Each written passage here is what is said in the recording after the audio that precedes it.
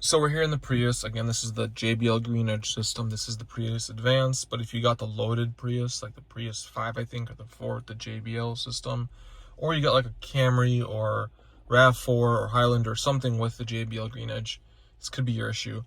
So radio's on, volume doesn't work at all. Right now, it completely doesn't work.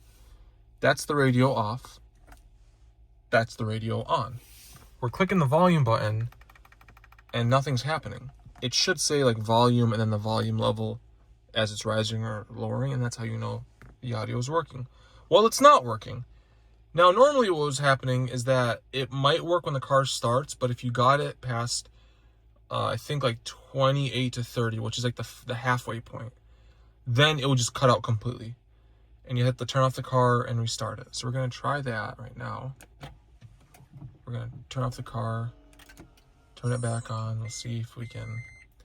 What I used to do is once the car turned on, I'd start hammering this button to turn the volume all the way down. That way when it tries to turn the radio on, the volume's already down. But let's see.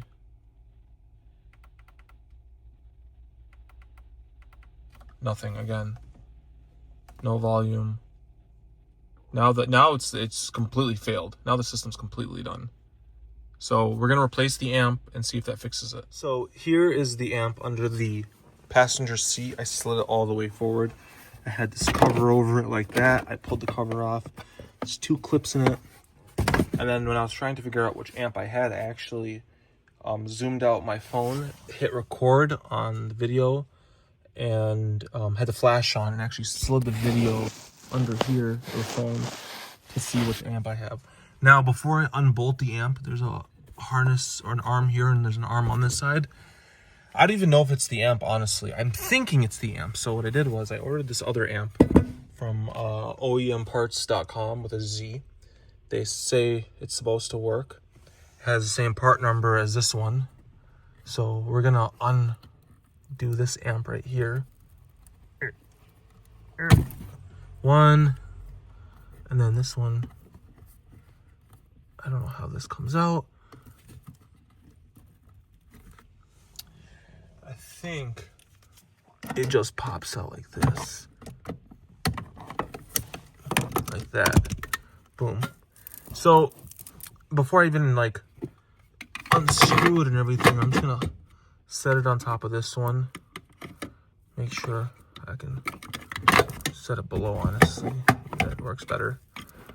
And then plug it in. And there she is. She's all plugged in. We're gonna go and turn the car on and see if this amp works. I can actually just turn it on from right here.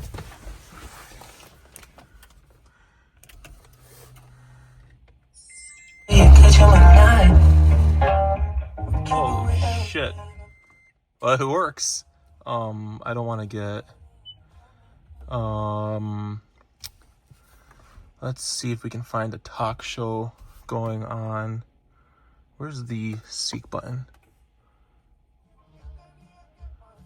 I don't want music. I want like people talking. When it's soaked, and at this point, no rain and the water draining, it's going to be a slick football. Yeah, we'll keep an eye on those first few pass attempts from by now it would have cut off, right? I also hate this knob because you can just like spin it fast and you can hit like 30 volume. We're hoping the weather stays away. We'll let you know if it deteriorates. As you talked about in the open, though, the quarterbacks, we'll have our eyes on them. But it does feel like the team that can run the ball more effectively has a huge edge tonight. Without a doubt. And that's been true in football through time, right? Holy hell. I haven't heard the audio this loud or this clear in this car for years. For years, it would only go to like 30 volume. So we always keep it at like 20, 25. But you could never turn it up. That's insane. That sounds so much better. Holy crap. This is a good system. I mean, you have, speakers in the doors, big tweeters in the car, big tweeter, speaker down there, speaker in each driver door. You have 2 speakers in the front.